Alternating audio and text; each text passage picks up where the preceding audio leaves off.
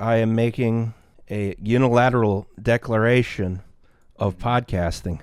Oh, good. A papal bull of A podcasting. papal bull of I love it when you podcasting. do this. I'm speaking ex cathedra.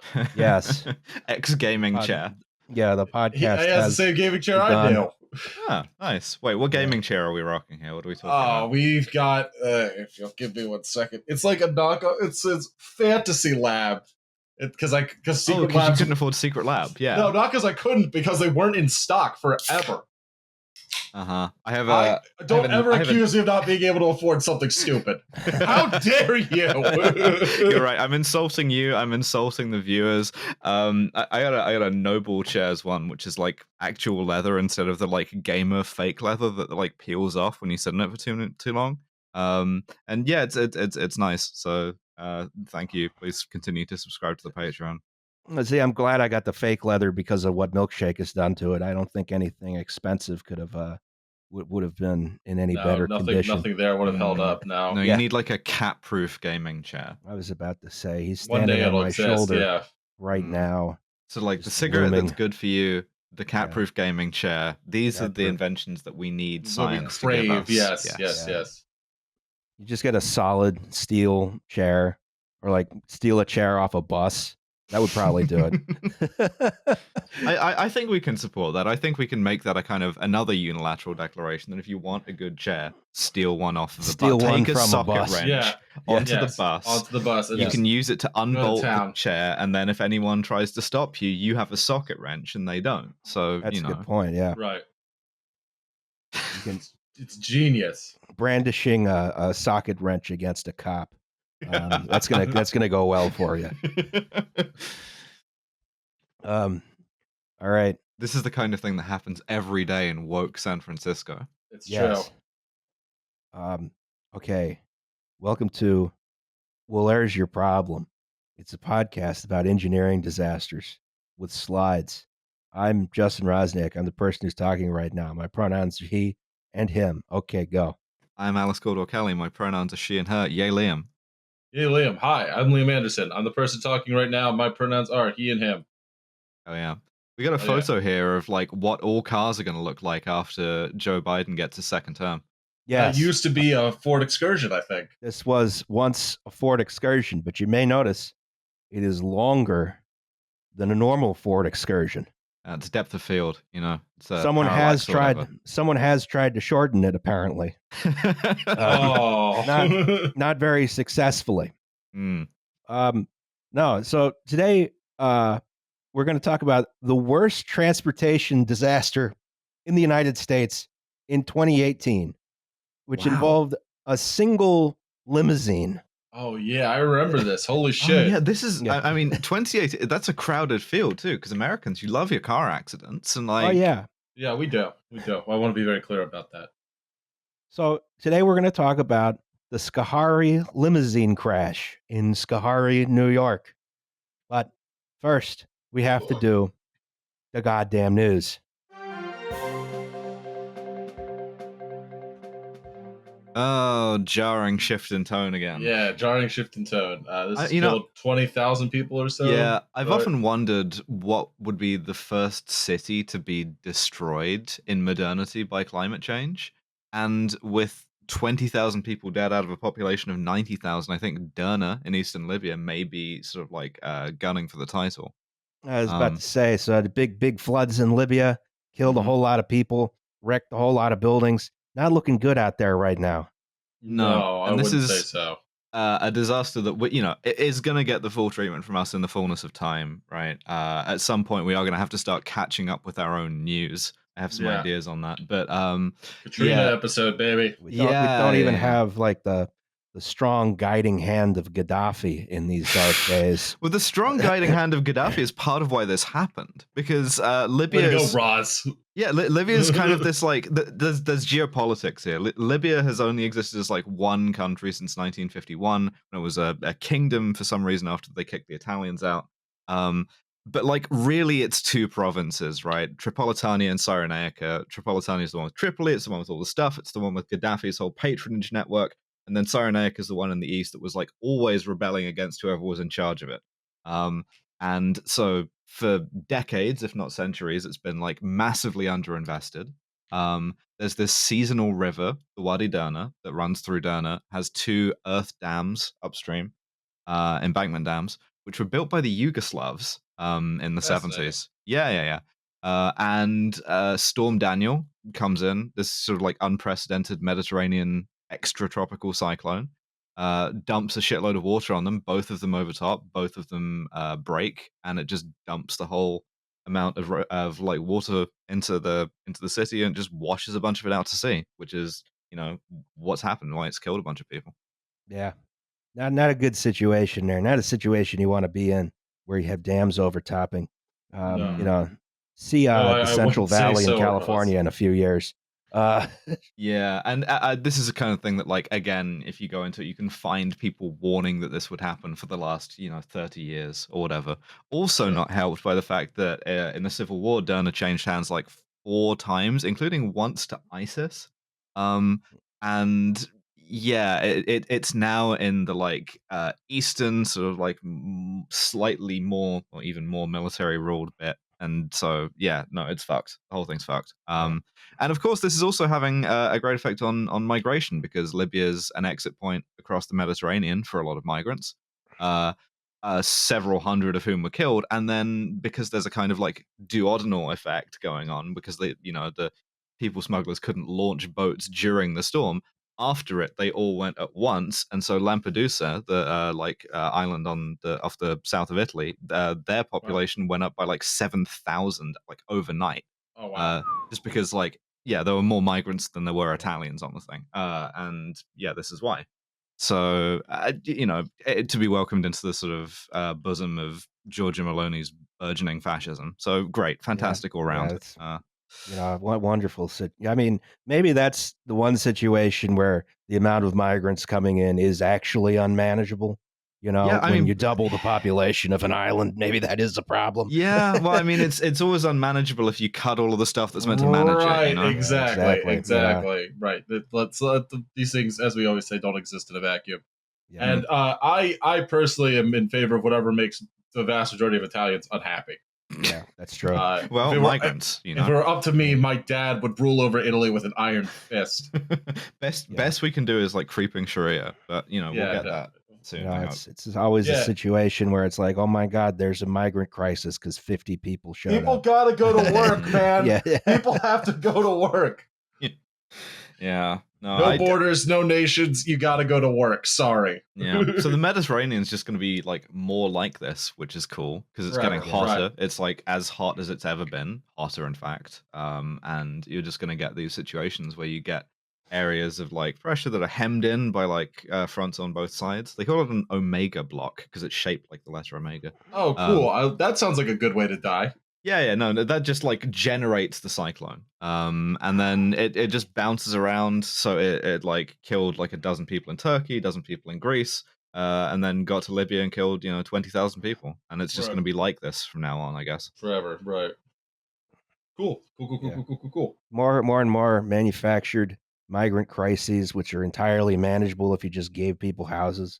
I don't know. It's or did less horrific interventions with no open-ended bullshit. Yeah. I mean, arguably it is downstream of like NATO intervention in the Libyan civil war for sure, but then again, maybe this would have happened had the Libyan civil war happened, and I'm not going to cry any tears for Gaddafi being gone. It's just it's all fucked. It's all fucked. I think is what pretty bad. How I feel about that. Well. Yeah, it's like low-hanging fruit. Like the sort of the rising tide of climate change is going to like immerse all the people who are already most precarious and already worse off. Yeah, right. Yeah, for sure. Yeah. United Auto Workers is on strike. Hey, this is epic. But did you guys see the fact that they did not a false flag operation, but sort of a bogus army operation where they sent they misdirected the auto manufacturers, so redistribute the work to plants that would be striking. Yeah, they read their Sun Tzu, right, and they rushed A instead of B. Fucked them. Yeah. Yeah. So United Auto Workers is on strike for wage increases, for return to traditional pensions. They're sort of starting out by striking a few plants. They're going to ramp it up as they go along. They are asking for a very steep wage increase because previous leadership had sort of slacked off on wage increases over time. But now they're getting mad about it, and they're trying to get everything that they deserve. So this is definitely very interesting. There's sort of this media narrative where they're trying to manufacture a conflict between the union and electric vehicle policies and stuff like that. There's also Trump is trying to build that up. Trump is actually going to go down to the picket line, and Biden is not. So Jesus. Yeah, that's pretty funny. Most pro-union president in history. I like this guy's "Run Us Our Money" shirt. Yeah. One thing I will note is that I don't think Biden can directly end the strike. He can't do what he did to the railroad workers to these guys. Because this is an actual National Labor Relations Board union and not a Railway Act union. But it'll be interesting to see how this progresses. I hope the UAW gets everything they want. Obviously, of course, yeah, absolutely. I just think it's very funny that they to quote whoever said it to me in a message when Temple was on strike, pay up, motherfuckers. Yeah. That's right. And one of the arguments that the automakers have put forward is, look, we need these lower wages so we can produce these massively subsidized electric vehicles. No, you don't. No, you don't. Suck my butt. Suck my butt. The whole butt. Suck all of it. Yeah, electric vehicles are a big political football in this one, for whatever reason. I mean, it's everyone. There's a $7,500 subsidy already. How is that not good enough? Yeah, well, it's because the union don't want to build electric vehicles because they're woke. Yeah, obviously. Oh, okay. Yeah, well, obviously they're woke. Talking about what are we the supposed white to do working about that? class here, right? Yeah, what are we supposed to do? They're woke. What am I supposed to do? So, this is a big deal. Pretty big deal. Can we put a strike fund in the description? We always say we'll do that, and then we never remember to do that. I'm going to be honest. I think this is one of those things like with the Teamsters where they got plenty of money already. Fine. The strike fund is not necessarily give us your money. Yeah, give us your money instead. Yeah. Yeah. I don't know if there is a strike fund. I have Go find it. idea. Don't worry about it. Yeah. Go find it yourself. Put it in Google. put it in Google. Yeah. Put it in DuckDuckGo. Put that money in the WGA and the SAG WGA strike. and SAG need your money more than the UAW they genuinely does. do. Like that's a strike that is like having a bad time with money. Yeah. So, but anyway, this is good. This is fun. I'm excited for the strike. I'm excited for automakers to bleed. And not just because car bad. Workers good. Workers good. It's going to be so fun seeing Trump down there. They said an American Perón couldn't happen. They said it couldn't exist, and they were wrong. I think Trump. I think Trump is going to get booed. I don't think these guys like Trump. The phrase American Perón makes me want to kill myself. 20 years time, the Democrats are like, we're the party of like real Trumpism. Yeah, that's true. He's the next Reagan. I literally like a little bit of vomit came up, like a little bit, little treat. We'll see. Yeah. He's only American Perón if he wins. If he wins another term, he is. Even if he's, especially if he's running from jail. Oh yeah, definitely. But we'll burn that bridge when we get to it. So that was the goddamn news. Okay, so we got to ask a question. What's a limousine? What is a limousine? It's a region of France. Also, yes. However, is it? Yeah, it is. It's named after Limousin. Oh, I had no idea. Yeah. Like all the stuff, like all terms for cars are basically from horse-drawn coaches. So a Limousin is like a coach with the driver like fully outside with no protection over him because you're rich and fuck that guy. Yes, exactly. Yeah. And like in early cars, like a limousine, like had no roof over the driver's bit, like because it's like a coach, right? And he doesn't, you know, why the fuck does he need that? Yeah, exactly. Fuck that guy in particular. Yeah. Yeah. Well, yeah. So limousine, large luxury car designed to be driven by a chauffeur, right? So here's a 1941 Lincoln of some kind. It's nice. This is a Soviet limousine over here. Nicer. Yeah, exactly. This is used by government officials, rich people, VIPs, so on and so forth. And for a long time, today to a certain extent as well, limousines were built, whole cloth at a car factory. But this is not necessarily the case now. Yeah, you can't get like Packard to build you a limousine. No, you gotta go. Because there's no Packards. Coach built everything. Yeah. So a lot of limousines, until recently, really, we'll get into that later, are what's called a stretch limousine, right? Now, in order to discuss this, we have to talk about coach building, right? Back again to the horse and carriage. Yeah. So there were a lot of these custom coach building companies for a long time, right? These old timey body on frame cars, right? Sometimes you would just buy the frame of the car and the engine, and you would go to a coach builder and you'd say, build a cool car on this. Right. Yeah, like Mulsanne or whatever. I think Rolls-Royce started doing this even. You can keep doing this. There are shops that do this still. Yeah. You said doo-doo. Got your ass. Yeah. So yeah, there's still like a couple shops that do this. There's like there's someone that I want to say there's some company that just like builds Studebaker Avantis still. Jesus. Yeah. Bro, what? we gotta like goose the Patreon or like monetize the YouTube or something because we need a company car. We could get $7 a month. To be fair, we have a company car technically. What, your van? No, my GTI. Oh, the GTI. Yeah, the GTI is the company car. That's true. Yeah. So and custom coach building. This is a rich person thing. It's very complicated, right? But some people went ahead and did this. This became more complicated with the advent of the unibody frame, right? Is this what I would call a monocoque? Because I think that's a funnier word. As well.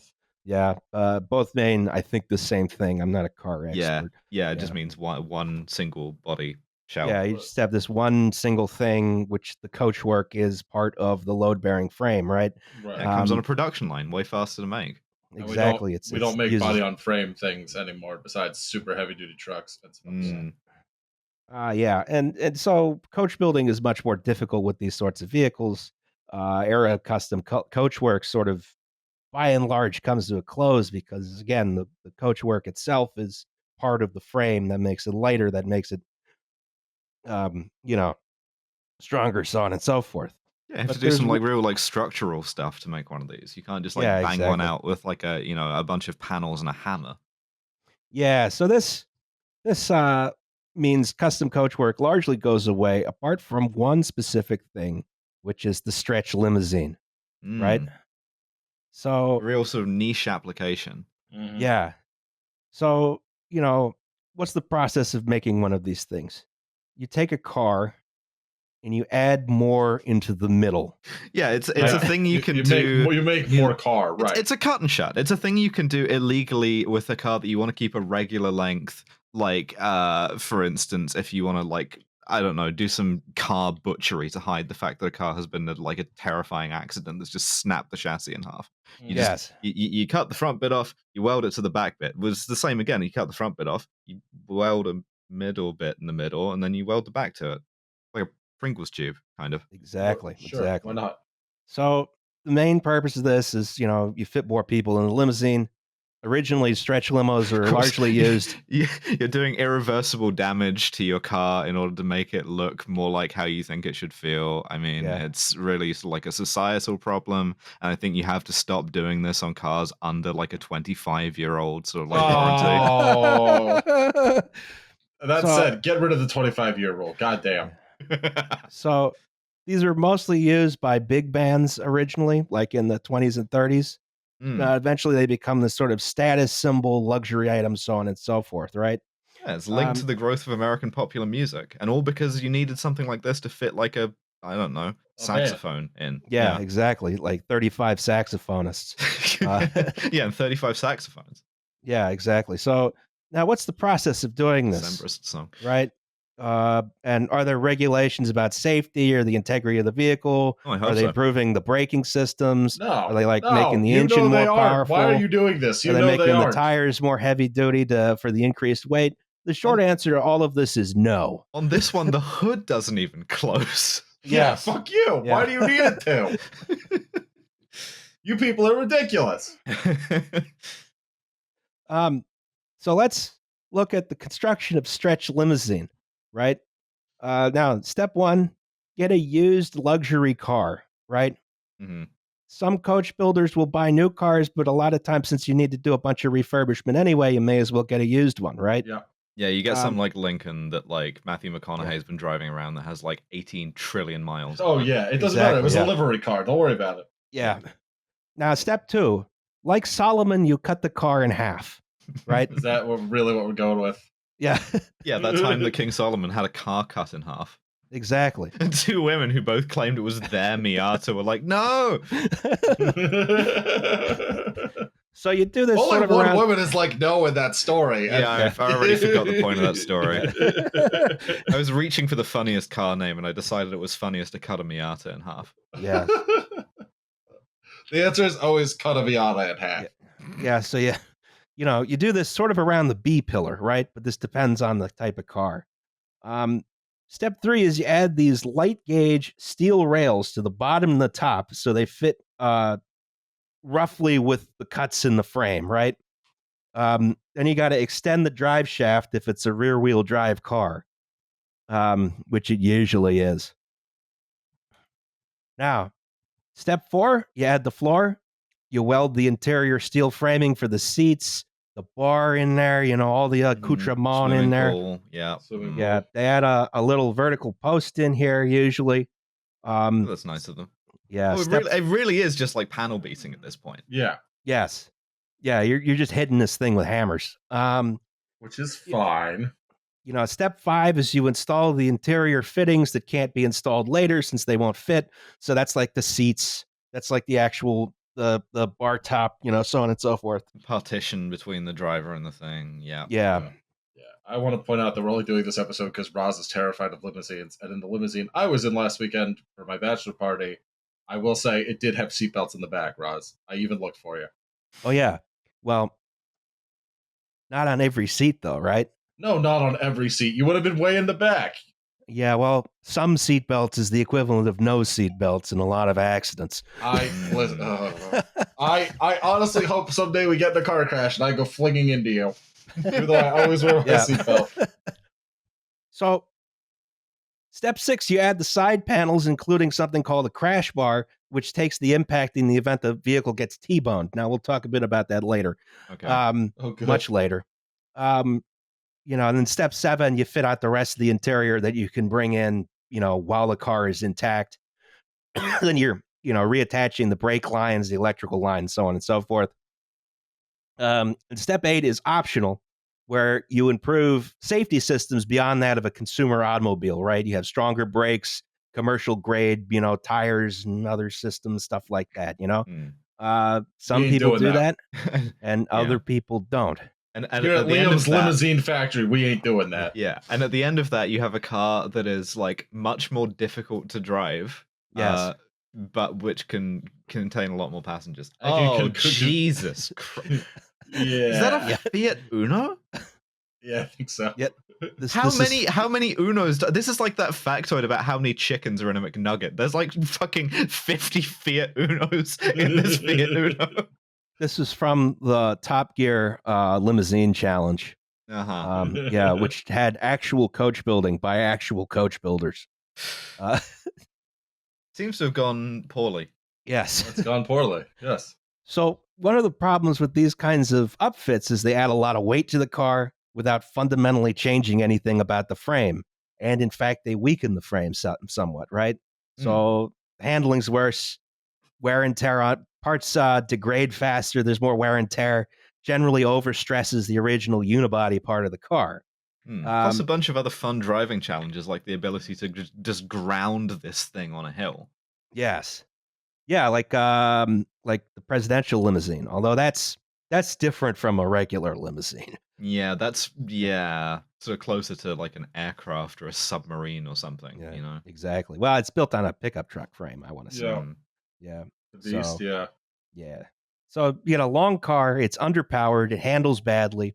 There's some manufacturers whose cars are popular for modification in the stretch limos, your Fords, Lincolns, Cadillacs, stuff like that. They provide actual guidelines for stretch limo conversions, but coach builders are free to follow those guidelines or to not follow those guidelines, right? Live free or die. Yeah. yeah, exactly. Live free and possibly also die. Live free and live die. free Yes. and eat it. Yeah. So, we have vehicles that you would term fleet vehicles, right? These are designed for like hard use, day in and day out for years at a time, Yeah, right? So, your cop car, your taxi. yeah, taxi, your Crown Victoria, your garbage truck or a city bus, stuff like that. They have these rugged parts which are broadly interchangeable. They're mass produced. They have professional support from manufacturers. Each one of them is identical. They've passed all these batteries of tests and inspections, so on and so forth. Yeah, I've always Very kind of wanted predictable. a Crown Victoria, you know? Me too. I was Oh, just yeah. Because I talking want to to look Rin like a about how I cop, because I wanted want one. to look Yeah. like a cop, because I like it, because I like it. Yeah. Yeah. Yeah. Yeah. I don't know. I think it'd be fun to have like an old checker marathon, the taxi cab. Oh, Yeah. yeah. They made a stretch limo version of that actually, but that was from the manufacturer. So, these are predictable and standardized vehicles. There's no secondary manufacturer cutting up a Chevy in order to turn it into a Ford, right? Oh, I knew a guy who did that, right? Remember the guy I bought the van's engine God. from had a Duramax swapped F350, I think? Yeah. Incredible. So, stretch limos are also subject to hard use day in and day out because that's what's necessary for a profitable limousine company, but they aren't inherently designed for it. Each one of them's custom made. Each one has its own quirks, so you need experienced mechanics to work on them. They're also very high maintenance since, once again, all these parts are being used to do things they're not designed to do. You think this would be a niche for a company to come in and just like purpose build one, you know? You would think, but However, no. What if you just cut the car in half and welded stuff to it? Yeah, okay. Now, your consumer grade vehicles, they're tested to destruction and real life crash tests to determine survivability of various impacts at highway speeds, so on and so forth. These are conducted with reasonable, normal car weights, right? They're not conducted with the added weight or bulk of a stretch limousine section. So, once you add momentum from the extra bulk, previous data from the crash test is irrelevant. Every impact is harder. Every bit of shielding in every crumple zone is less effective, right? So surely then, knowing all this, these vehicles must be strictly regulated, right? Oh, I have a vision of my head attached to a body with no seatbelt on it, bouncing off the bar surface on the inside of a limo. Yes, instant skull crack. Yeah, pretty much. Yeah, I like limos. I think they're fun. And the answer to this is yes, they will be strictly regulated around 2025 at the earliest. Nice. Show Brandon's America. Yeah. So the long and short of the current situation is regulating the stretch limo industry has been devolved to the several states. Some are very strict, some are not. So some states like New York today actually require limousines to have seatbelts, the most basic safety intervention possible. Amazing.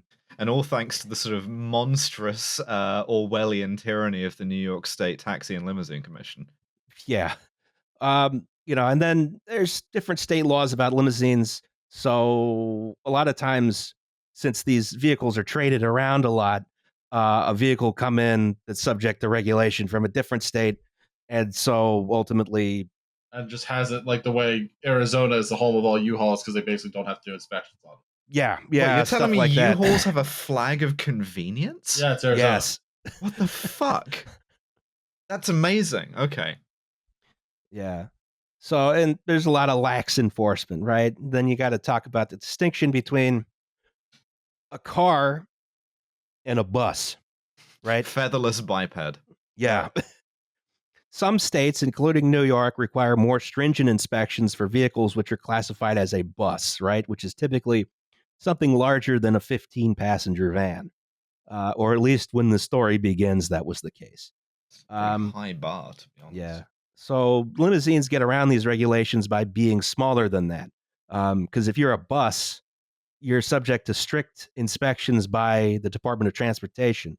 But if you're a car, you just need to go get normal inspections from the DMV, which is, of course, run by private companies. You go down to the Pep Boys or something. So these limousine aftermarket modifications are poorly reported, poorly tracked. Self-reporting is a vital part of the inspection system, so often vehicles which are classified as a car have much more seating than allowed by law. Oh, cool. Okay. Yeah. Yeah. So in short, the stretch limousine is an underpowered, used car with a compromised frame and compromised safety systems, which is difficult to maintain, de facto unregulated, and which racks up the miles far faster than a consumer automobile with consumer grade parts is expected to, right? Hell yeah. Yeah. But it makes you look cool, and it's got that like flying V antenna on the trunk, you know? Don't you want to look cool? Yeah, don't you want to look Yeah. important?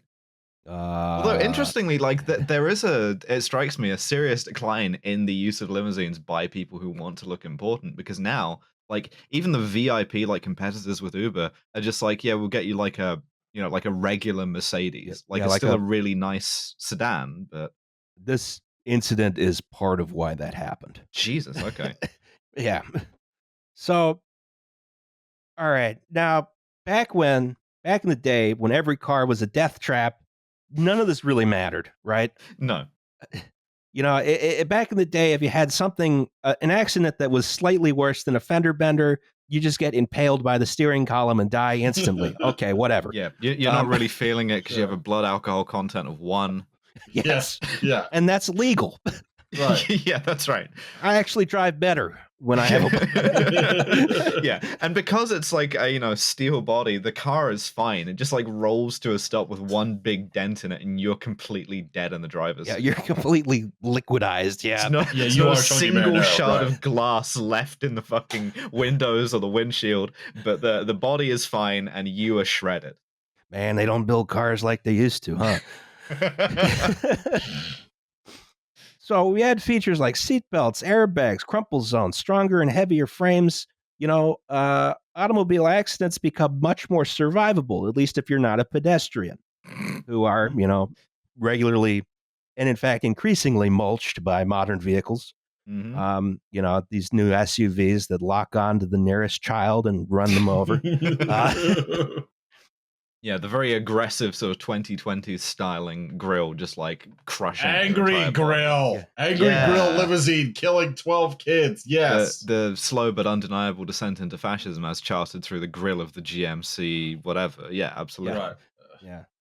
But again, this is all taking into account largely modern, regulated, tested, certified consumer automobiles, which is not a stretch limo. Oh, So if you boy. look at, yeah, I like where this is going. I'm going to tell you that. Oh, it's my favorite, the integrated Yeah, survivability it's the onion. survivability onion. Yeah. So Me if you going think outside. yeah.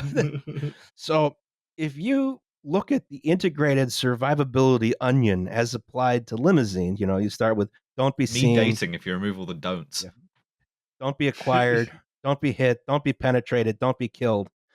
Don't be killed is, the little one in here, but as applies to a limousine, that actually extends out to here. If you are hit, you are killed. Okay. If you are hit, you are instantly killed. You are mulch. Yeah. Yeah.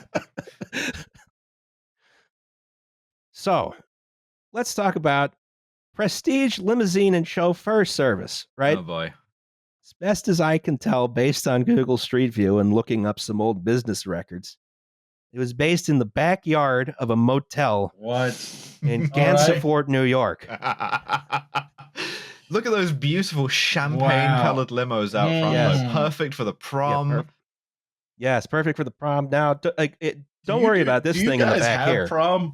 No, but this is we've started importing it because of your like your Civ 6 cultural victory. But like, Yeah. it genuinely just occurred to me at this moment that you guys routinely put your teenagers in these things as a sort of rite of passage. Not me. Yeah. I went to prom in a yellow VW Beetle. Yeah, Nice. I forget what vehicle I went to prom in. It was I not was a in limousine. Cody Beck's yellow VW Beetle. She drove. It was real weird. Yeah, Sounds it was. cool, Actually, my date drove me to prom too. Yeah. We had prom in the decline in modern masculinity. You know? we had prom in the Pentagon Sheraton. We did not. We had prom at the Valencia Ballroom in York, Pennsylvania, and then we got kicked out because they had to set up for fight night at the Valencia. So this company was run by Shahed Hussein, right? He was a Pakistani immigrant with a colorful past. Love a guy with a colorful past. Yes, he was arrested in 2002 on charges of helping procure illegal driver's licenses in Albany, right? And then he went on to become an FBI informant in the 2009 Bronx bombing terror plot to avoid being deported. All right. Okay, but I mean that's one way of going about it, right? Yeah, like you exactly. make your compromise with Empire, and you get to like stay in the country. I gotta tell you, if I'm running this out of the back of a motel, as it appears, I'm not putting my 3 limousines in impoundable view. Right? Like, doesn't that seem to be a bit foolish to you? Look how much parking they're taking up. This is in September 2016 is when this was from, which is before. Well, they were getting citations by this point, but not. We'll get into that bit later. Yeah, boy. So, in the meantime, he managed a diverse portfolio of businesses in the United States, including Prestige Limousine, which went by about 4 different names over the course of this event. Inc. Yeah. So they operated these 3 Lincoln Town cars, the champagne-colored ones, and 1 Ford Excursion parked in the back here. I'm guessing that if you run this out of a motel room, you're not converting these yourself. You're buying these third-hand. Used. Yes. Right. These are Super third-hand used. vehicles, yes. So, okay. Prestige Limousine operated on a number of names. They change it like every 12 months or something in this. During this, you know, a great sign of like quality service. Yeah, and this is not uncommon for limousine or livery car services. It's easy to set up the business. The skills are very fungible. You can run these sorts of fly-by-night operations very easily. I was about to ask what the sort of association between like limo garages and like organized crime is, and I think we've just sort of recounted it, you know? I would describe this as disorganized crime.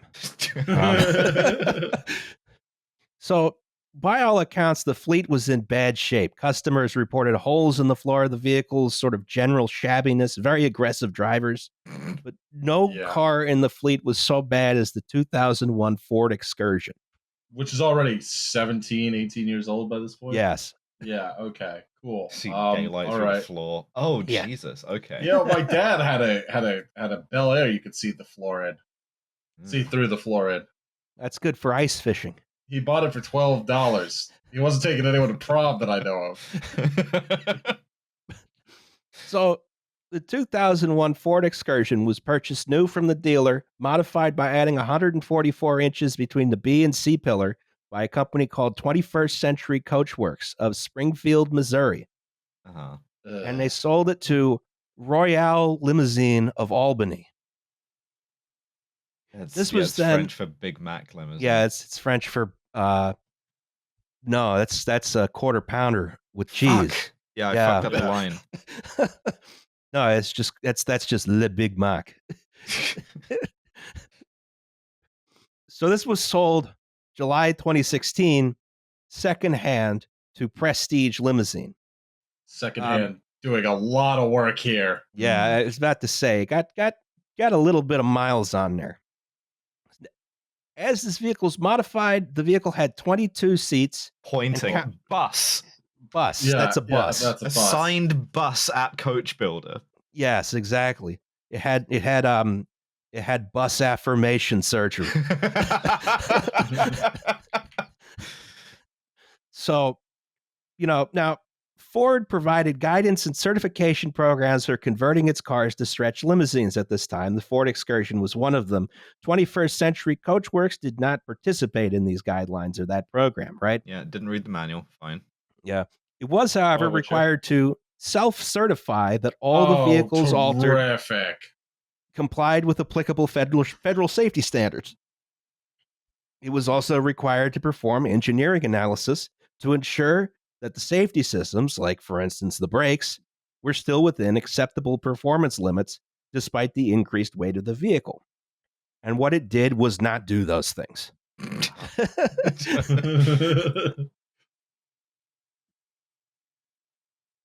Can't say So- I'm surprised here. Yeah. No. Here's the vehicle as modified. Oh, it You looks got like your shit. two side-facing Imagine benches. dying in this thing. You got a backwards Yeah, no, facing thanks. bench. You got a bar. You got some seats in the back. And we've gone from having an A, B, and C pillar to having an A, B, C, D, E, F, G, and H pillar. I'll It's tell like you. a steamship. Yeah, exactly. This is where the bulkheads are. Yeah. Day in and day out for 18 years. Jesus Christ. So Ford's own qualified vehicle modifier program indicated that for a stretch conversion, a maximum of 15 seats was recommended, with upgrades to the chassis, boosters for the brakes, improving the suspension, improving the tires, adding emergency exits, and a maximum stretch of 140 inches, which is 15 inches shorter than how long this was stretched. 4 inches shorter. You said 144. 4 inches, excuse me. But still. Yeah. But it was stretched 4 inches longer and had none of those upgrades because this is They a voluntary set of guidelines. By the end of the day, the vehicle weighed 4,965 pounds heavier than it was supposed to. Well, fuck, that's a whole other van. I love to get on the prom MRAP, you know? Yes. So this vehicle's used day in and day out for 18 years. It's becoming increasingly busted and broken. It's being used in upstate New York. There's lots of snow. There's lots of road salt. The whole thing is going to shit. When in 2016, this very used vehicle came into prestige limousine ownership, it was clearly in no condition to pass the bus inspection. So Shahed Hussein did the obvious thing: falsify the capacity of the vehicle and register it in the much more permissive category of passenger vehicle. Right? See, I was half expecting him to have to take some seats out, but not even that. You just lie. Yeah, you just lie. So, despite 15 years of evidence to the contrary, the registration was accepted by the Department of Motor Vehicles of New York State. Oh, outstanding work, boys. With a listed capacity of 8 passengers, which is a standard passenger vehicle, requiring nothing but the most cursory annual inspection, the same one you get for your car. So this is, of course, not administered directly by the DMV, but by private contractors. The gas station, the tire store, body shop, whatever. Yeah, someone who has a sort of urgent need in their palm for some dollars. Yeah, exactly. Right. A friend of a friend, can take a look at it and say, yeah. And so this is Prestige's first limousine and sets up a long string of violations and notices with no enforcement action. Nice. Yeah. That's rad. So I love this story. Here is an instructive story. How to avoid regulations by simply ignoring them. Yeah, I have a theory about this. Yeah. Because you know how we're in the decline of the decline and fall bit? Yeah. Right. Where fewer and fewer public services are getting done. I feel like you can just kind of get away with most crimes now, but especially ostensibly minor crimes, even the minor crimes that lead up to, some real grim shit. Just because no one has the enforcement capacity, and the people who do are too busy fighting fires, literal or metaphorical. So you just be yeah, whatever. Yeah, shoplifting is legal now. You can just do whatever. Right. Yeah, well, they did that to themselves with self-checkout. Yeah, that's true. And to themselves here with self-reporting and self-certifying.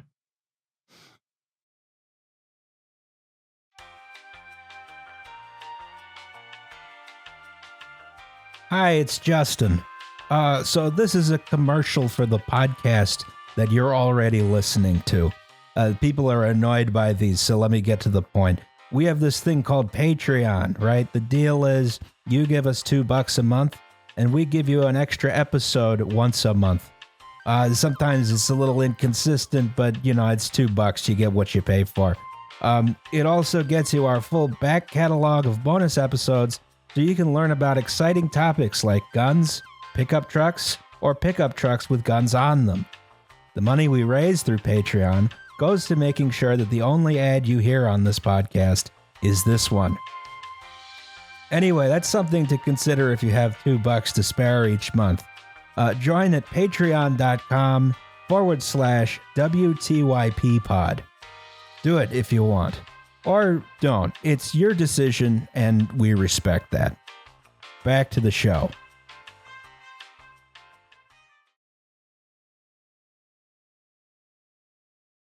So, Prestige Limousine gets its start for the 2016 prom season, right? They apply for an emergency temporary authority to use its brand new used 21-seat Ford Excursion on May 18th, 2016. They were denied. Okay. They applied again, and they were denied. They applied again, they were denied. They did this 3 times. All the whole while, they were just using the limousine. They didn't give a shit. Right. Just be like, well, we applied for it, Yeah, they simply continued to operate transporting teenagers for the 2016 prom season. I believe during this time, there was at least one incident where the parents refused to let the kids go in the limousine because it was visibly smoking when it showed up.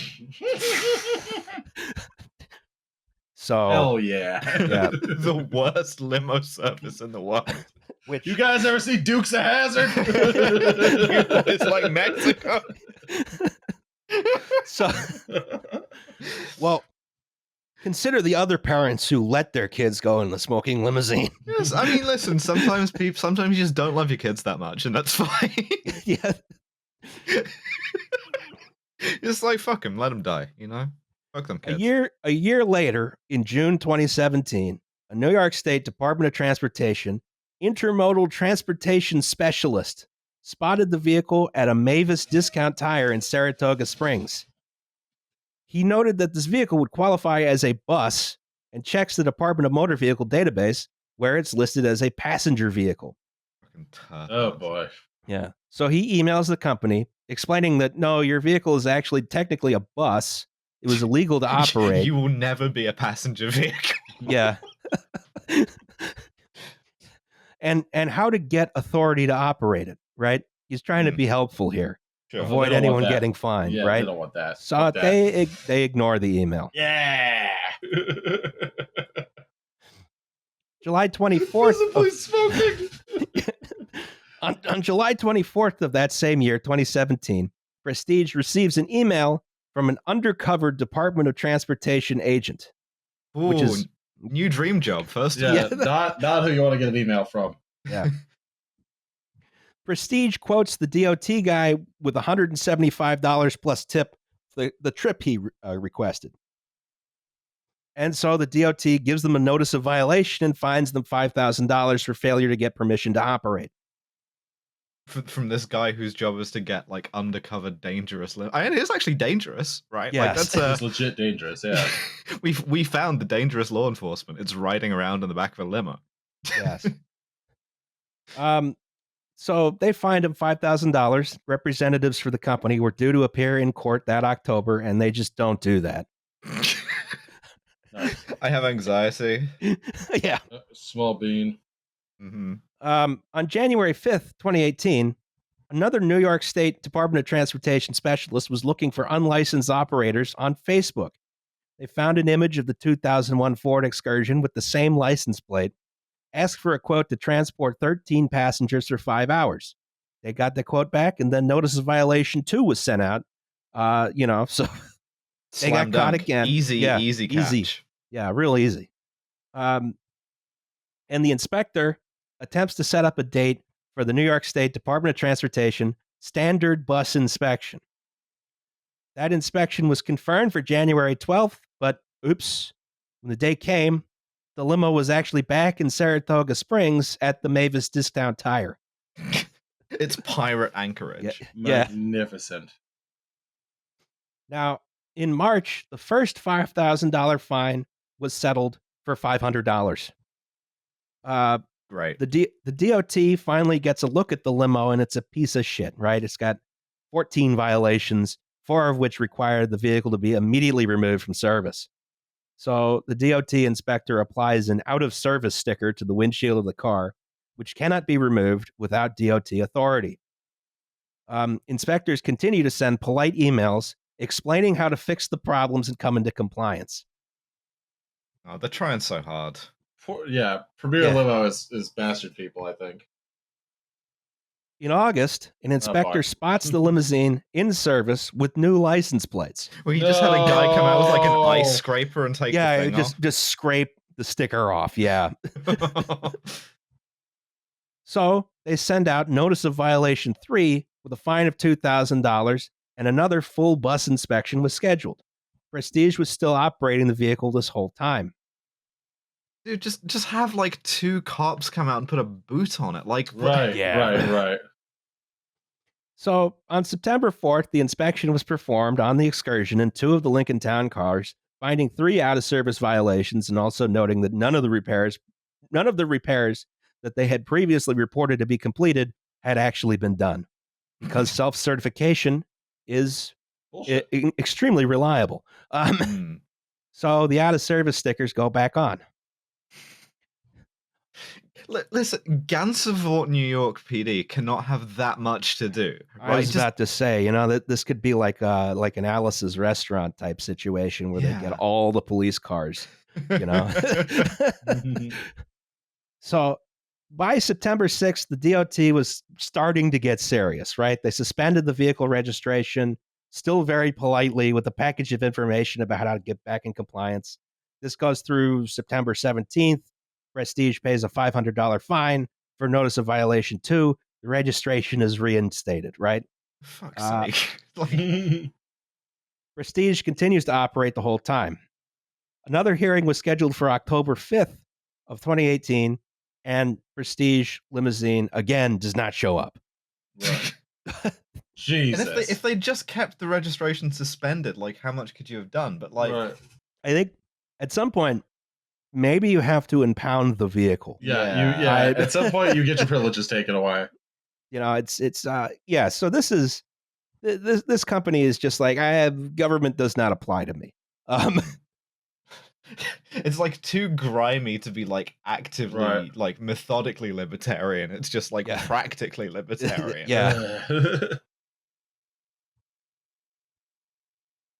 So Axel Steenberg and his wife Amy of Amsterdam, New York, had planned an outing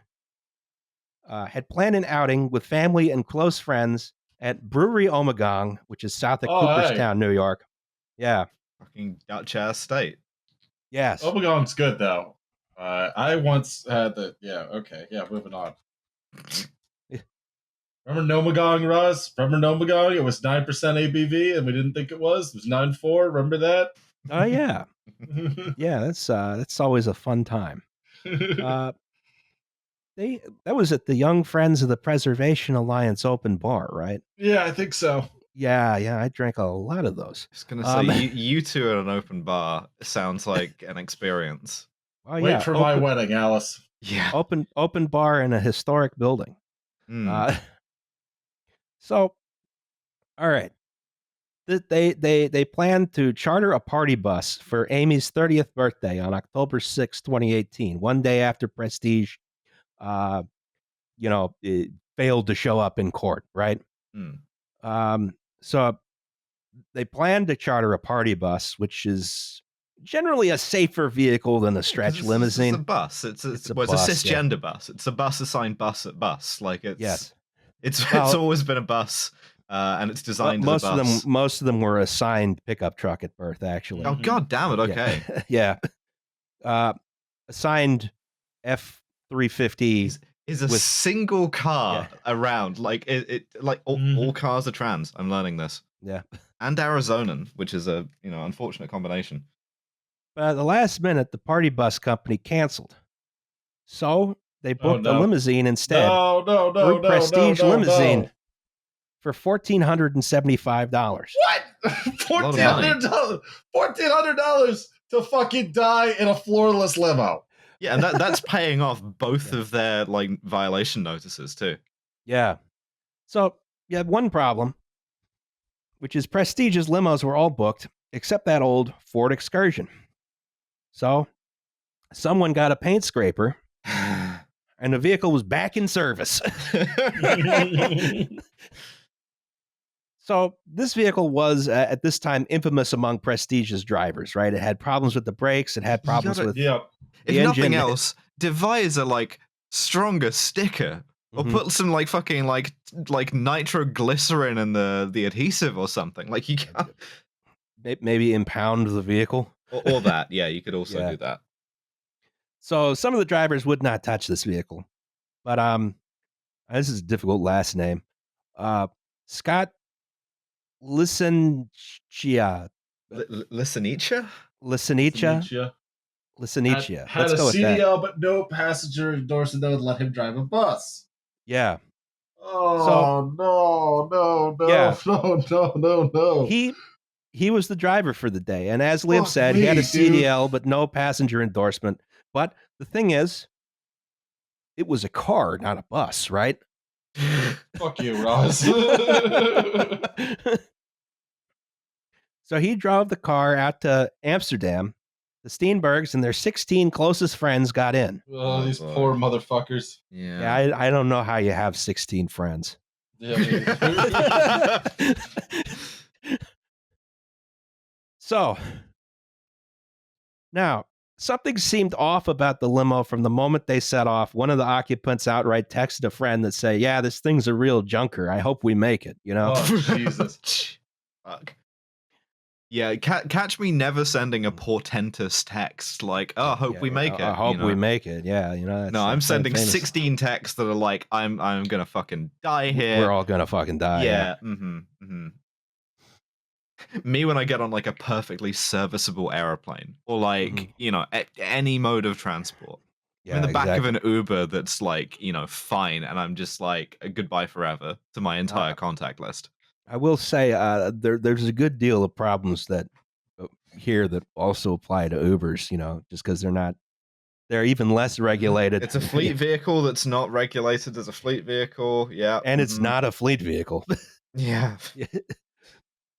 So, for reasons that were unclear, the limousine left the New York State Thruway, which is the most direct route to the brewery, and proceeded on back roads for several miles. Right, and there's a couple theories as to maybe they were going to make a stop somewhere. Maybe they were turning Maybe around. the driver was the puppet from Saw. I personally think it was, the GPS told him to do something stupid, and he did the stupid things. You'd hate to like have them roll down the partition in a limo, and it's the guy from Saw there, the puppet guy. Yeah, that would be not a great situation because I don't think he can drive. No, arms too short to reach the wheel, legs too short to reach the pedals. Yeah, exactly. And he's in control of the divider. Yeah. Well, I don't know how you have like sort of a Saw situation with the divider. I think in that situation there's a limited amount of things that the clown can do.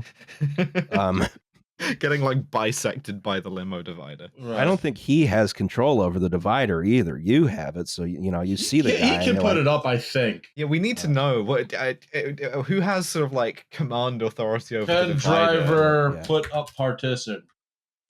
Can't add driver to Tesla. No. No, we may never know. That's not Google just doesn't work anymore. It doesn't work anymore. Yeah. Decline and fall.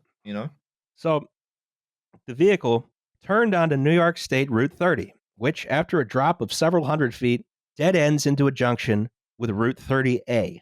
I know you mean like a sort of average descent and sort of like a hill, but I just imagine like vertical, like there's a 30-foot cliff in the middle of the road. Yeah, you basically just drop off a cliff. Right. There's several signs warning no trucks, and the steep grade lasts over 1 mile. It's got I see orange, those no truck signs. Yeah. Orange reflectors on it and everything, right? Yeah. So the driver took Route 30. Several eyewitnesses reported that the limo was, at least for a brief period of time, they pulled over with the flashers on. right? Okay, that's a Maybe good they're going to sign. try and make a U-turn or something. Okay, that's less good. All right. Then it started to roll, Oh. and it kept rolling and rolling and rolling. During this time, someone in the limousine actually texted someone to say, "We're rolling. The brakes are gone. What's going on?" Ooh. Yeah. Don't like that. So they're going down this 1 mile grade into the Apple Barrel store and cafe. Of all the times for the brakes to, I mean, I guess they're like they're like doing the most work here. Well, the brakes really weren't working very much at all through the whole trip. Cool. Yeah. So eyewitnesses at the bottom of the hill reported the vehicle seemed to be traveling over 100 miles an hour by the time it reached the intersection. The engine sounded like a jet. Oh. Okay, so we've created a sort of land-based cruised missile here. Yes. At the very last second, the driver managed to swerve around a car that was in the turn lane, then proceeded at high speed into the Apple Barrel store and cafe parking lot. He ran over 2 pedestrians, crashed into a Toyota Highlander, then tumbled into a gully. And by the end of this ordeal, 20 people were dead, including everyone in the limo and the 2 pedestrians. Jesus. Don't like that. Which was the worst single transportation accident in the United States in 2018. Yeah, I mean, that'll do it, you know? Yeah. Well, do it. There's a bunch of ugly photos of this, but this is from NTSB showing what happened here. So a large amount of this vehicle was survivable, right? The driver is getting mulched regardless of what happens. Everything back here was still intact, right? Oh, we're in 50s car mode again. Yeah, exactly. So the big problem here, though, was no one had seatbelts, right? The benches had seatbelts on them. You just couldn't actually use them. They were like underneath. Right. I've been in an Uber like this. I've been in an Uber whose seatbelt mounting was like backwards, and I was like holding it in with my hand the whole way, and I'm just like, oh, I'm gonna die. Yeah, Is this how we go out? Yeah, exactly. Yeah, gonna die. And on the front-facing seats, other than the ones that are original to the vehicle, they were improperly mounted, right? So there's a chance if everyone was if someone was wearing that seatbelt, it wouldn't have worked. So are you getting like thrown clear of this, or are you just like pinballing around the inside getting mulched? Everyone slides directly to the front and is impaled on the shrapnel. Oh. Don't like that, bro. Don't like that, bro. It's real bad. Just catch me grabbing a bottle from the bar on the way down. Yes, as I slide to my own death. I ain't going out sober. I am having the death of a sort of like Macedonian phalanx, right? I'm grabbing the fucking, even if it's Bombay Sapphire, I don't give a fuck. I'm like grabbing for something. Yeah. So yeah, you're everyone sort of piles into a big heap of blood and guts and gore. And then I believe two people. I often feel bad for the first responders when we do these things, but I feel bad for the first responders when we do this. Like two people were pulled from the wreckage, possibly alive. One was pronounced dead at the hospital. The other one was pronouncced dead on the way to the hospital. Yeah, and everyone else is at a kind of like shish kebab sort of arrangement. Yeah, you've turned into a sort of the doner kebab, big doner kebab spit, like, the pineapple on top and slowly spinning. Yeah. I mean, it's like 15 people too, so it's like you're like fucking you're like a rat king in there, you know? Yeah, like it's a good amount of. If you were having like if you didn't like someone in there, you were getting like very intimate with them in your dying moments, you know? Yeah, so this was friends and family. So it essentially killed a whole generation of the family. Wow. I mean, it's sort of like you go back in time to like the 19th century, and these guys' ancestors are like, there's a fortune teller with a crystal ball. Like, I don't know what the fuck this thing is, but it's gonna like take you out. Yes. Yeah, this is another thing about limousine crashes like this is they do tend to be decapitation strikes. Thank you. Yeah. It's a bunch of heads sailing over the divider. Yeah. As heads will roll blares out of the Limos stereo. Yes. I meant that in like the metaphorical way where, you take out Oh, a to entire capture government. ice. you literally mean, Yeah, okay. not How a come you literal never get one. that with an actual government limo, Yeah. Because those are built a lot better than a consumer grade one. Again, the Beast would not have this problem. No. The Beast doesn't have sharp edges on the inside, Yeah, that sounds about right. You'd probably run that straight into a truck and it would win. Right. Yeah. So, okay, so there's this horrible crash. Obviously, there's an investigation, right? And the investigation in the crash was fairly complex, involved a lot of jurisdictional conflicts, and both trying to cover their asses, right? Mm. The main culprit here, obviously, Prestige Limousine. They failed to maintain their vehicle, continued to operate it after it was deemed unsafe by the state, even with obvious problems that even the drivers complained about, right? Company knew the brakes didn't work. The driver knew the brakes didn't work. The state knew the brakes didn't work. And yet they let the thing on the roads anyway. You got to answer, your right. classic greed, Right. Yeah. New York State Police take up the investigation. They won't let the NTSB look at the vehicle while they try and build a case. What? Stupid hat-wearing motherfuckers. Yeah, exactly. And they immediately find the real source of the problem, which is the driver they weren't able to pass the NYPD exam. Yeah. So the driver had marijuana in his system, which caused the brakes to malfunction. Case closed. I don't think that's how that works. Great job. Yeah. Okay, well, I'll just go fuck myself, I guess. Yeah. So they would not let the National Transportation Safety Board have access to the vehicle for quite some time, up until December, right? This is like a more conspiratorial woman would view this as evidence of like a statey cover-up. Like, they're keeping this shit in a hangar. They got the Men in Black in there. They did eventually move it into a tent on the site. So yeah. So the finally, Majestic 12 limo company. In December, the state police also tried to remove parts from it, right? Yeah, legitimately. Was this made out of fucking like alien alloys or something? Like, what the fuck? Yeah, it was the 2001 Ford Excursion, made possible by discoveries of Roswell. Then, when the NTSB was finally allowed access to the vehicle, the government shut down. Okay. Decline and fall, it's real and it's strong and it's my friend. So in January, the government reopened and the NTSB was finally allowed to have a look at the vehicle. And they soon find enough issues to expand the scope of the investigation significantly. Well, besides all the emails that DOT sent that were like, you gotta fucking fix your shit. Yes. Aside from that.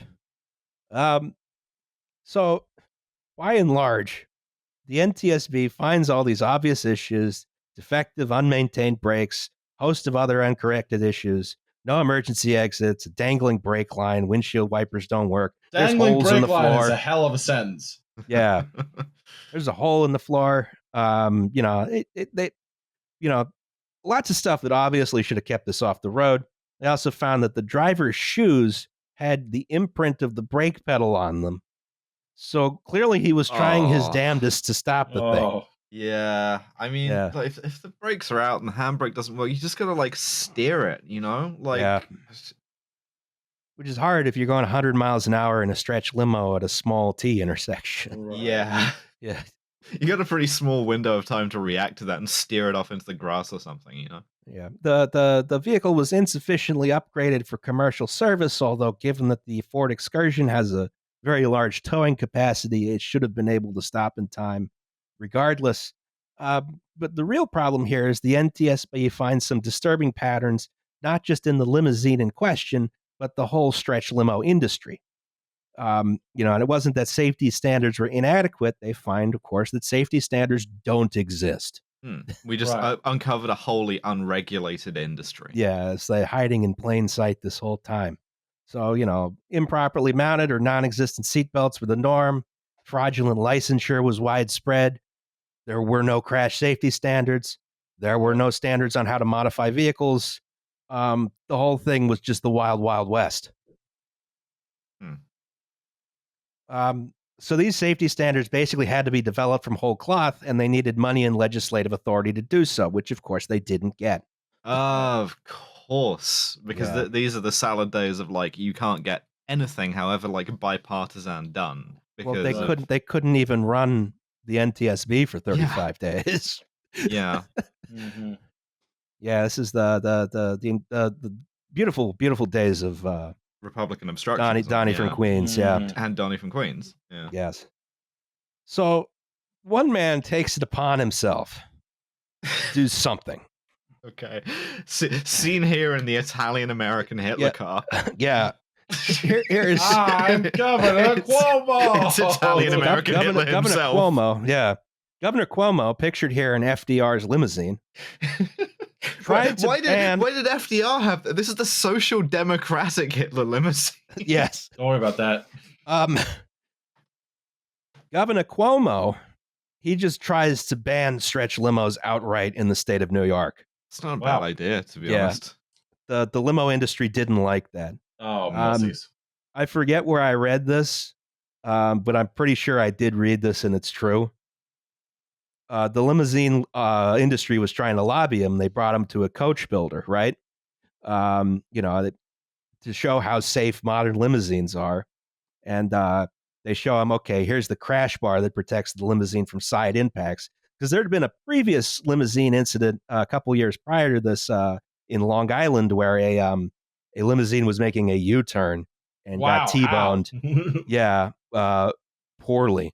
And that killed 4 people outright instantly, who were all sisters going to a bachelorette party. Heyo. Yeah, it's another whole generation of a family wiped out. Yeah. So, anyway, they brought Andrew Cuomo to a coach builder to show how safe these new limousines were, and Cuomo grabbed one of the crash bars and it bent in his hand. Oh, that's gone poorly. Yeah, he didn't like that. Why is this crash bar as limp as overcooked ziti? For once, Cuomo's habit of just grabbing things comes to a good place for his constituents. Exactly. Well, Cuomo ultimately drops the stretch limo ban, but did instate stiffer civil penalties for bad limousines, gave the Department of Transportation more power to actually keep them off the roads. And you had to install seatbelts and everyone had to wear them. I believe there was some proposal to ban stretch limos over 10 years old. That didn't go anywhere because that was effectively a ban on stretch limos, period. But these regulations only applied in New York, right? National limousine safety regulations had to wait. And in the meantime, the public sort of catches on that all these things are death traps, right? The limousine industry itself starts this sort of slow decline. Automakers really stopped providing guidelines on how to stretch new cars. 60% of stretch limousine operators in New York State were out of business by 2022, although that was helped along by the pandemic, obviously. And it took a long, long time, but finally, a proposal to study development of limousine safety standards made it into the Infrastructure Investment and Jobs Act of 2021. So there will be safety standards for limousines developed by and ready for approval in 2025. Which will be enforced, I assume, vigorously. Well, in the meantime, probably there not. are essentially no new stretch limousines being constructed. The that's why industry you have to get the sock damn Hitler car. Yeah, the industry just straight up imploded. Good. But regulation killed an industry, because if your industry can't survive regulation, it shouldn't. Yeah, this is true. Now, Shahed Hussain, who owned Prestige Limousine, escaped charges by fleeing back to Pakistan. I'll know it. Now, his son, Nauman, I don't know. He ran the company day to day. He did not escape charges. He was sentenced to 5 to 15 years for 20 counts of criminally negligent homicide. Oh, geez. And then there's a lot ongoing litigation about this. Still, everyone sued everyone else. Everyone from the limousine company to the State Department of Transportation to the Apple Barrel store and cafe.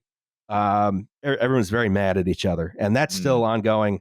And who knows how that'll turn out? But I think we did have a positive outcome, which is fucking over the limousine industry. Yeah, the crash that killed limos. Yeah. Yes. This is I genuinely knew none of this, and I've learned so much. Yeah, I mean, this is why I'm kind of like too hard and fast rules about transportation for me. No helicopters and no limousines. Fair enough. Yeah. Another thing, which is stretch helicopter. I guess that's the Chinook, which will be a future episode, maybe. Yeah. Or that big stupid Soviet one. Forget what it's called. Doesn't narrow it down at all. Yeah, that's a good point. Yeah. Well, what did we learn? Don't get in the limo. Don't do it. Don't do it. Don't get in the limo. And that's genuinely it. Like, if someone offers you a limousine ride, they are trying to kill you. Yes, I am. Yes, I am. I've always. I want you dead. Like in a thriller movie, when like the rich guy pulls up in his limo and he's like getting the back of the limo. That's that is a death sentence, just not in the way you think. Yeah, exactly. It's someone pulls a gun on you and it's like the second most dangerous thing that's happening. Yeah, his plan to shoot me is thwarted when we both fly forward at 40 miles an hour and slam into the jagged wreckage of the driver. Yes. Yeah, I have a cunning plan to escape this death threat by impaling myself on the wet bar. He's got like a long gun of some kind, and then you just wind up impaled on the gun. Oh, this one was bleak, but it gladdened my heart to learn that Andrew Cuomo had a Hitler car for a minute. Yeah. He drove that. He had that restored at state expense. Drive over so he could drive over the new Tappan Zee Bridge in it. I probably shouldn't call every like black open top 1930s limousine a Hitler car, but it looks like the Hitler car. Like, what's Cuomo saying in this picture? I'm gonna take the Third Reich. Oh yeah, atrocious. That's still the joke from Top Gear. All right, we have a segment on this podcast called Safety Third. Shake hands for danger. Hello, Justin, Alice, Hi. Liam. Hi. No gods, no masters. That's right, and baby. Possible guest. No, fuck you. This is a story of my thankfully short time spent in prison. Strong opener. Let's go. Let's hear about it. I'd like to include a story from my time at Westville Correctional Complex. I do sincerely believe you guys should do an episode about that hell on earth. I was only there for a scant few months, and most of my stories from there involve stabbings or move and cockroaches in the kitchen. Westville, Indiana. Okay, yeah, exactly. Indiana prison. Instead, Indiana prison sounds pretty bad. I don't want to be in Indiana to start out with, but then they lock you there. They lock you in Indiana. To care about the Colts, Yeah, exactly. No, can't make me. They fucked over the city of Baltimore. Instead, this is a story about me on the grounds crew detail at Miami Level 1, where I was eventually transferred. Indiana prison, you got to commute from your cell to work and back again. Oh, so this is Ohio prison, actually. Okay. Oh, okay. I think. I just well, it might be Florida prison as well. I don't know. Okay, this guy, we assume guy, this person was in prison, like he was in a prison. For those who don't, so this is Indiana. Never mind. I should have read the next sentence. They just call it like Miami. I have to not drop it. I was thinking like I will be right the Miami River or something. Yeah, no, it's maybe they name it that way to make you feel like cool and exotic. Yeah, exactly. You're like, damn, I'm in like Miami. Or I'm in Miami. You're in like Aspen unit or whatever. I'm hanging out with Cubans, Yeah. Like Buena Vista or something. Yeah. For those who don't know, Indiana has a level 1 to 5 system for its incarcerated individuals. All facilities are 1 to 4, with 5 being placed aside for particularly militant detainees. That's their word and not mine. We were prisoners. Hmm. Level 1s are for people with 5 or less years to do. Level 2 is for people with 10 or less if they have certain things with their case or they're a repeat offender or something.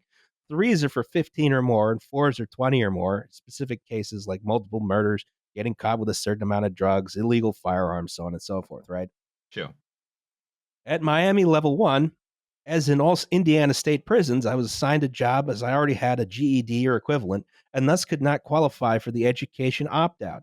The job was ground screw detail. This basically consisted of walking up to pick up the trash from inside the fence of Miami Level 3 and 4 and then throw it in the trash compactor. However, the main correctional officer who ran out shifts was this absolute shithead named Walker. Wait, a correctional officer being a shithead? Crazy. Unbelievable. Yeah. He was an old man who drank a lot on the job Unbelievable. and used us for bullshit labor that we were not supposed to do all the fucking time. Mm-hmm. How these trash pickups usually worked was 2 or 3 of us would get called out about 7 or 8 a.m. to put on our special yellow jumpsuits and then walk out of the processing building outside of the dorm where we get in this absolute shitbox of a Dodge dually pickup and then drive through the main gate into the level 3 or 4, then go to a specific spot to fill up the bed with all the discarded refuse of a few hundred other incarcerated individuals and then take it back to the processing building to be thrown in the big compactor and or grab the trash and recycling from the main kitchen and compact that. Oh, that's nasty too. I've seen the shit like prisoners throw out of windows. Like, Oh, yeah. ugh. Yeah, exactly. You're gonna. Ugh. However, this one particular day, Walker, as he did many other days, had extra bullshit for us. On this detail, it was just me and this absolute dipshit named Perez. I'm loving that we're naming names here, by the way. Yeah. Perez was a grade A dumbass. Didn't understand jack shit about prison politics, and many times almost got his ass beat. You're gonna get like killed off of recording this safety third instead of the episode we have to record in a couple of weeks' time that's actually gonna get us killed. Yeah, exactly. Stay tuned for that. I cannot stress. Dude didn't understand jack shit about prison politics. Many times almost got his ass beat, and I cannot stress enough how out of the ordinary this was. Level 1s are for people sentenced to low-level felony or people who have leveled down from higher levels and just want to do their time and go home. This is basically dudes with 2 to 3 years and a lot to lose. Sure. But anyway, just an absolute idiot, unable to follow basic instructions or understand social norms. So, a podcaster. Yeah. Anyhow, today, due to understaffing among the prison population, this time in the dorm, there are just under 100 of us, at least 30 or 40 of which were in some sort of educational program or another that excluded them from work. And the others wanted to get different jobs like kitchen, dorm detail, recreation liaison, maintenance, blah, blah, blah. It was just me and him.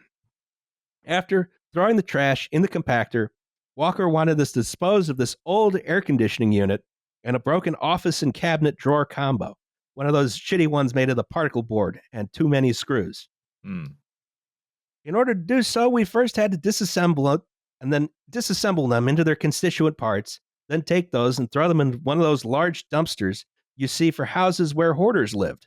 One of these guys, yeah. So this took 1 to 2 hours as we were not maintenance and thus not cleared to use power tools like drills, so all of these screws had to be unscrewed by hand with wrenches. Once into manageable pieces, we had to hand load them into the tines of a forklift and raise it to the height of a dumpster and then kick it off into said dumpster. Already sounding dangerous. Yes. Said dumpster was already full of various scraps of metal and other nasties. I was the one standing on the tines while Perez drove the forklift because he was A, a dipshit, and B, old. If he's a dipshit, why is he driving? Okay. Yeah, Prison. I know. You're just volunteering to get hurt for this guy. I will say that standing on the tines also makes you a dipshit. All right, so we're just pissing off 2 guys who have been in prison now. Okay. Yeah, exactly. Yeah. I guess they ask you to do dangerous things in prison. And there's not much you could do to say no.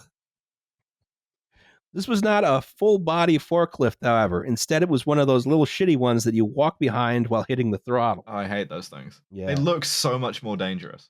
Yes. Anyway, we get to the dumpster and Perez raises me in the half of an air conditioning unit about 10 feet so I can kick the shit into the dumpster. Once at height, I see he's too far off and tell him to ease it in. Instead, he guns it on this tiny shitbox forklift that couldn't have gone more than 15 mile an hour on a downhill.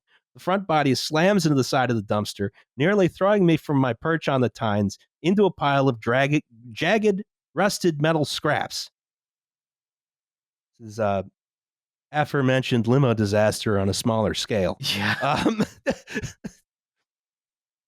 Perez sees he overcorrected and overcorrects again, slamming the thing into reverse, which is about 75% of the speed of forward, and almost throws me into the pile of sheet metal and rebar a second time. I proceeded to cuss him out, at which point Walker tells me to stop complaining and for Perez to be more careful. So the correction officer is watching them do this the whole time. Yeah, just watching them balanced precariously risk on this their forklift. lives, right. Yeah, I was about to say, doing forklift Cirque du Soleil. So, all right. I proceeded to cuss him out, at which point Walker tells me to stop complaining, for Perez to be more careful. I managed to kick the AC in the dumpster and get down. I resist the urge to cuss out Walker as it results in a write-up, and I really just wanted to go home. We do this about 3 more times until a disassembled shelf and AC unit are in there, and I get to go back to the dorm and go to sleep. Amazing. You did it. Perez would wind up getting released a month or so later as he's on a very low-level charge, and Walker ended up almost getting murdered after getting in the middle after getting in the middle of some level 3 and 4 stealing stuff out of the kitchen. I switched to a dorm detail, which was just changing the trash and wiping down tables, and then I got released a few months afterwards. Congratulations on surviving Indiana prison. Yeah, I was about to say, if the gangs don't get you, the forklift will.